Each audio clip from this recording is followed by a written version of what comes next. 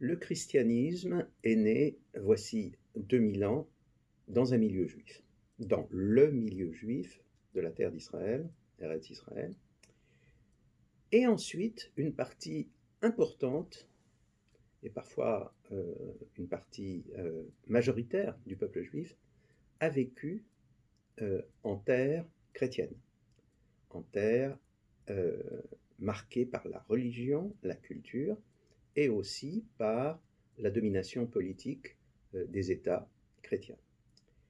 Il y a donc une coexistence de fait très importante qui a existé, qui existe toujours, entre le judaïsme et le christianisme sur une très longue durée.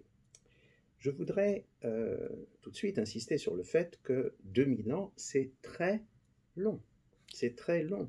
Lorsque nous réfléchissons simplement avec notre mémoire humaine aux événements qui se sont produits dans les 50 dernières années, dans les 100 dernières années, nous voyons qu'il y a eu des transformations tout à fait considérables dans la société, dans la géopolitique, dans les mœurs. De la même manière, il faut comprendre que même si dans le passé les choses évoluaient parfois plus lentement qu'à notre époque, il faut quand même se dire que 2000 ans c'est très long et qu'il y a eu constamment de nouvelles situations, de nouvelles circonstances, des évolutions parfois positives, parfois négatives.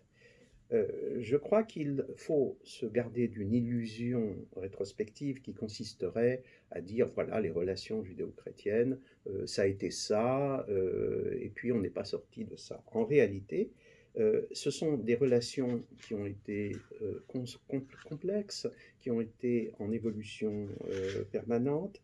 Il y a eu, si j'ose dire, une interaction entre le plan synchronique et le plan diachronique qu'il ne faut jamais négliger. Ces relations judéo-chrétiennes, je vais parler des constantes après avoir insisté sur le fait qu'il faut savoir les relativiser, mais ces relations ont été marquées en effet par quelques constantes, et ce sont des constantes qui parfois ont pu présenter certaines difficultés. La première constante, c'est que les relations judéo-chrétiennes ont toujours été marquées par une certaine asymétrie.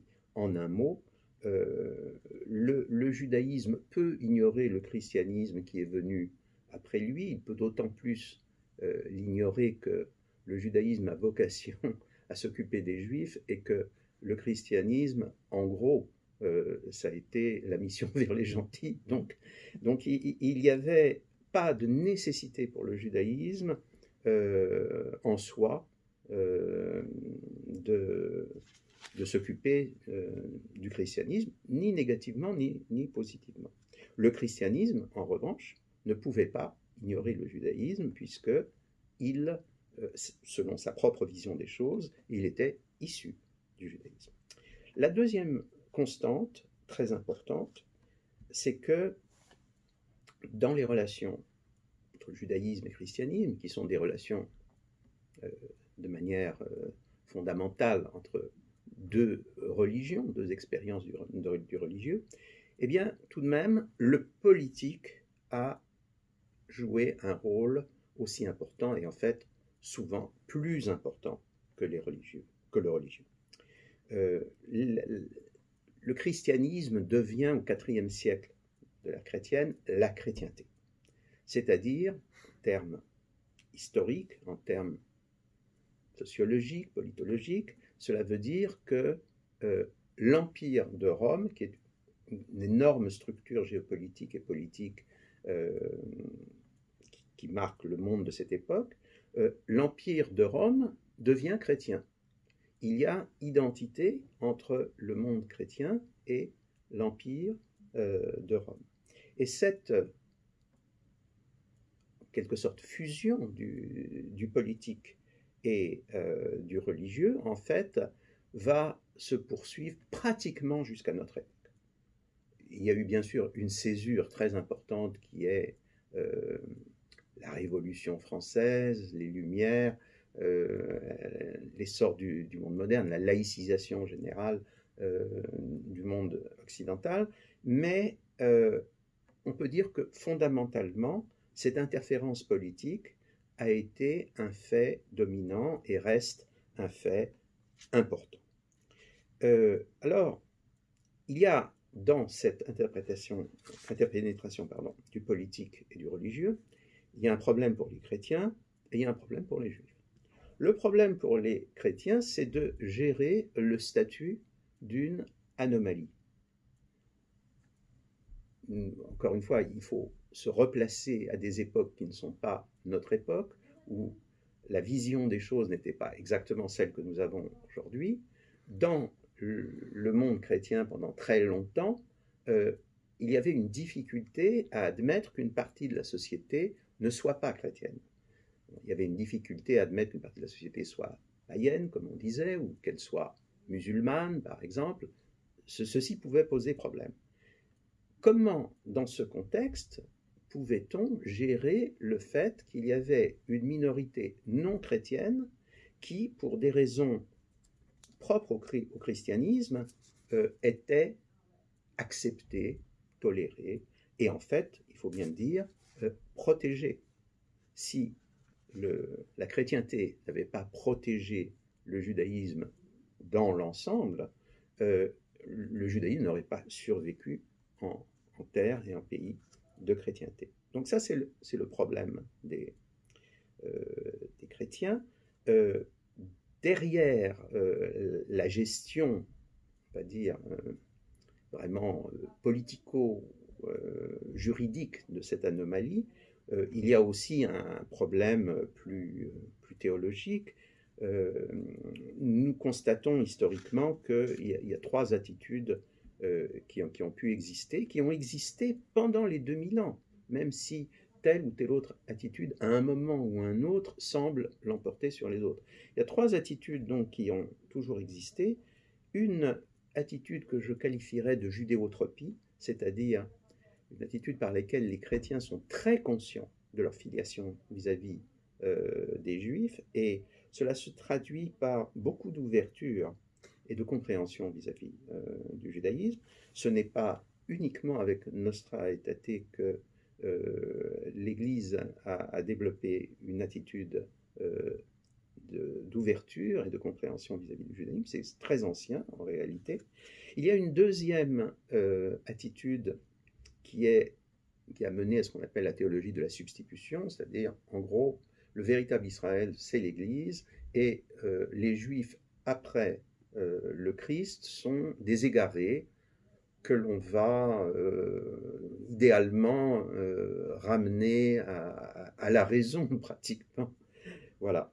Il y a aussi une troisième attitude qui est rejetée théologiquement par les églises en général, mais qui en réalité a une immense puissance idéologique. Cette troisième attitude, c'est le marcionisme, c'est-à-dire une attitude qui consiste à dire le christianisme, ça consiste à se débarrasser des juifs. C'est-à-dire, on rejette l'Ancien Testament, on minorise l'Ancien Testament, on présente les juifs comme finalement les sectataires du mal. Voilà. Ces trois attitudes théologiques existent. Il y a sans arrêt, en réalité, dans le monde chrétien, un conflit entre ces courants, et très souvent, c'est le politique qui va soit instrumentaliser, soit arbitrer entre ces différentes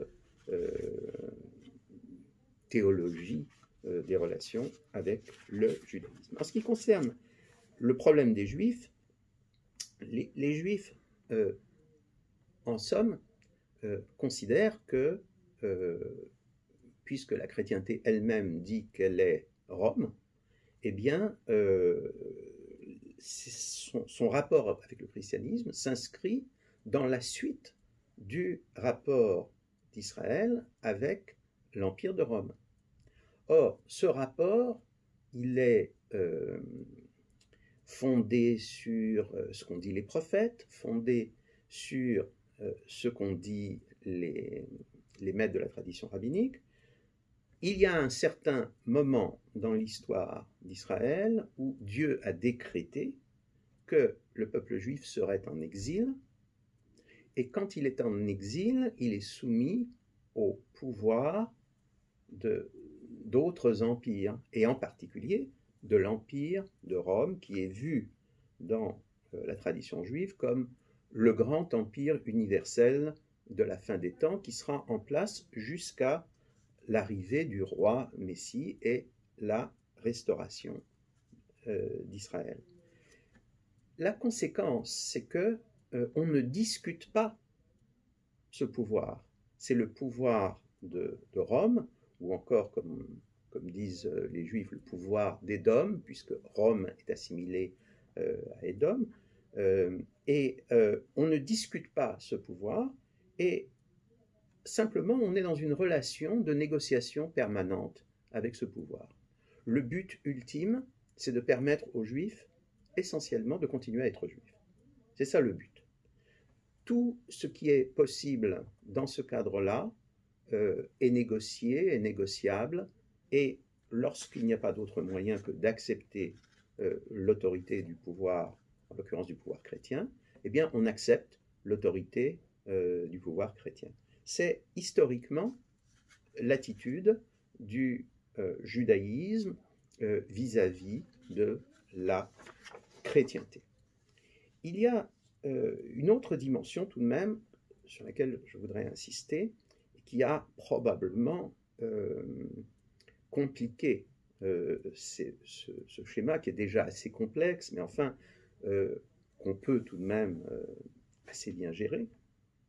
Il y a une autre dimension, c'est que le judaïsme apparaît de facto comme une communauté élitaire dans le monde prémoderne. Pourquoi ? Tout simplement parce que le judaïsme, c'est la religion du savoir. C'est une religion, on dirait en anglais, knowledge intensive. Les Juifs doivent apprendre à lire, donc à écrire. L'étude est considérée comme une valeur absolue. Les Juifs vont consacrer une partie très importante de ce qu'on pourrait appeler, c'est un terme un peu audacieux, mais j'ose, et donc je l'emploie, les Juifs vont consacrer une partie importante de leur PNB communautaire à l'acquisition des moyens du savoir. Je prends un exemple très simple. Un manuscrit médiéval, c'est quelque chose d'extraordinairement cher. Nous savons que, par exemple, un manuscrit d'une bibliothèque royale peut coûter jusqu'à un an de travail, un an, pardon, de revenus d'une famille aisée en France au Moyen-Âge. Or, les Juifs vont accumuler, vont consacrer donc une partie très importante de leur disponibilité économique à l'acquisition presque sans fin de bibliothèques manuscrites. Nous savons par exemple que la fameuse maison sublime de Rouen, nous savons à peu près maintenant, nous avons pu reconstituer que c'était probablement la grande yeshiva de Rouen au Moyen-Âge. Cette donc, yeshiva avait une bibliothèque, on le sait parce que la disposition de la pièce qui a été retrouvée correspond à l'architecture des bibliothèques à cette époque. Donc, on pense que c'était disons, une bibliothèque, un dépôt de livres capable de recevoir près d'1 millier, on parle de 700 à 800 livres. ce qu'il faut savoir, c'est que c'est énorme. C'est énorme. Par exemple, la bibliothèque du roi Charles V, qui est le noyau de notre bibliothèque nationale en France aujourd'hui, nous savons que lorsque Charles V constitue sa fameuse librairie, il appelle ça sa librairie, comme en anglais on dit library, quand il constitue sa librairie, il réunit 1 millier d'ouvrages. Le premier noyau, c'est 1 millier d'ouvrages. Donc, plusieurs centaines d'ouvrages manuscrits, c'est quelque chose d'absolument colossal. Et inversement, lorsque dans une des crises les plus douloureuses des relations judéo-chrétiennes sous le roi Louis IX, Saint Louis, on procède au brûlement du Talmud. Selon les témoins oculaires, chrétiens et juifs, ce sont des centaines de manuscrits anciens de ce type qui sont consignés aux flammes, c'est-à-dire qu'il y a une destruction patrimoniale absolument colossale, mais surtout, ça révèle l'ampleur disons, de l'investissement juif qui avait été consenti pour pouvoir disposer de livres. Et lorsque apparaît l'imprimerie, donc à la fin du Moyen-Âge, les Juifs sont évidemment à l'avant-garde de l'utilisation de l'imprimerie. Le premier ouvrage imprimé juif date de 1470. On sait que la première Bible imprimée, c'est à peu près 1450. Donc les Juifs n'ont pas perdu de temps pour pouvoir passer à l'imprimerie, et ensuite imprimer des livres va devenir une obsession juive jusqu'à nos jours, mais en particulier pendant toute l'époque pré-moderne. Cette attention, cet investissement dans le savoir va s'étendre au savoir non religieux. Si les Juifs sont une élite au niveau du savoir religieux, ils vont le devenir rapidement dans toutes sortes d'autres métiers. Il faut de l'écriture et il faut des savoirs complexes pour mener les métiers de financiers et de négociants qui vont être des métiers consentis aux Juifs, des métiers importants, mais aussi pour exercer d'autres professions qui sont des professions juives à cette époque, comme le métier d'ingénieur. Vous savez que dans le monde ibérique, il y a un nom très courant qui est Mendes. Ça a donné en France, par les hasards de l'histoire, Mendes France, n'est-ce pas? Mendes, en fait, qui est un nom très courant dans le monde espagnol et portugais, on voit l'hébreu Méandès derrière, qui veut dire simplement ingénieur.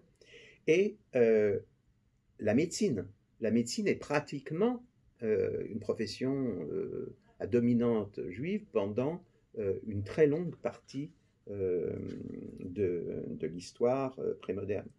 Il y a, je crois que c'est très important de noter aussi, une présence juive dans la réflexion fondamentale, philosophie, qui est considérable. Lorsque l'on regarde en volume publié, en nombre disons, d'acteurs de la scène philosophique au Moyen-Âge jusqu'au début des temps modernes, les Juifs sont à égalité. Les Juifs sont quand même relativement petits, sont très petits numériquement, mais ils sont à égalité en production avec le monde chrétien et le monde musulman. Un philosophe comme le plus célèbre des philosophes, c'est évidemment Maïmonide. Il est à égalité, selon les philosophes qui prennent la philosophie au sérieux, avec Thomas d'Aquin ou avec Averroès.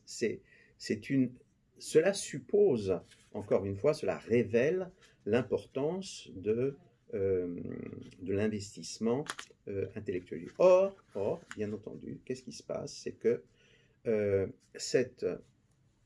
côté élitaire, je ne prends pas ça en termes d'élitisme, je prends ça en tant que réalité sociologique, aussi bien sur le plan religieux que sur le plan utilitaire, en quelque sorte, cette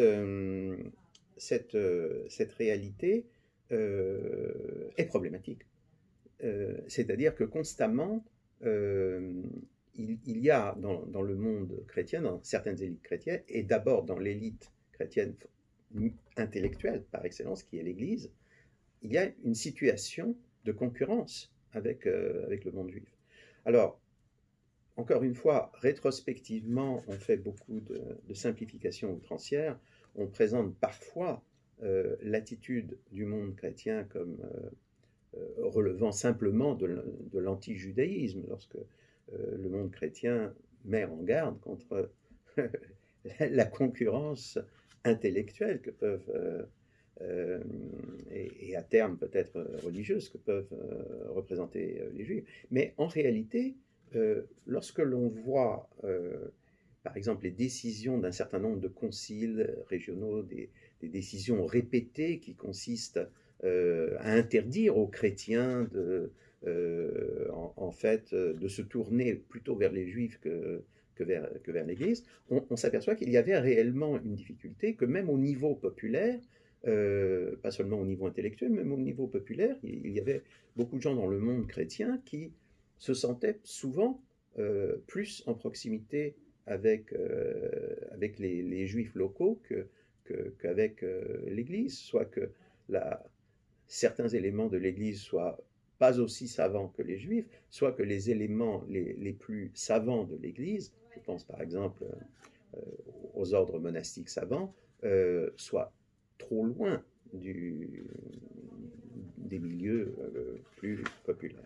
Donc tout cela crée bien sûr un cadre et en même temps des problématiques, et toute l'histoire de ces 2000 ans, ce sont sans arrêt des évolutions qui vont dans un sens ou dans l'autre, des crises, des arrangements, des périodes de rapprochement, des périodes d'éloignement.